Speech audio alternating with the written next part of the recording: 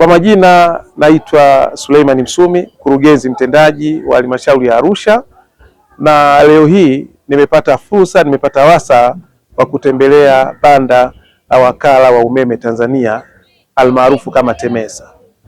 Wote mnafahamu TEMESA ni shirika la serikali, na sisi taasisi za serikali, nikizungumzia tawala za mikoa na serikali za mitaa, na maanisha halmashauri pamoja na serikali kuu, ni wadau wa TEMESA haswa kwa kutengeneza mitambo, magari na vifaa vingine. TEMESA imefanya maboresho makubwa sana. Imefanya maboresho makubwa katika miundombinu yake, katika utoaji wake huduma.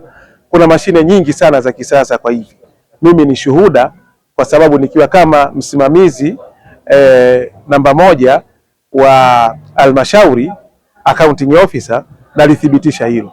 Sisi ni wadau wa TEMESA na magari yetu, service zote, ukarabati wote na kila kitu tunapeleka TEMESA.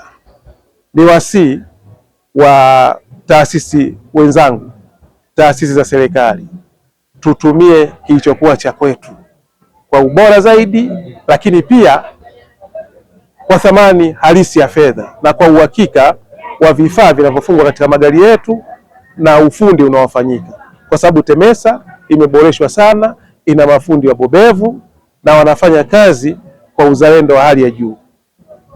Katika maadhimisho haya kuna mabanda mengi, hivyo basi ni wasii wote wanapopita katika mabanda haya, katika viwanja hivi vya Chinangali Park, waweze kufika katika banda hili la TEMESA, wakala wa umeme Tanzania, waweze kupata na kujifunza mambo mbalimbali ambapo shirika hili la kizalendo ambao ni taasisi ya umma inafanya.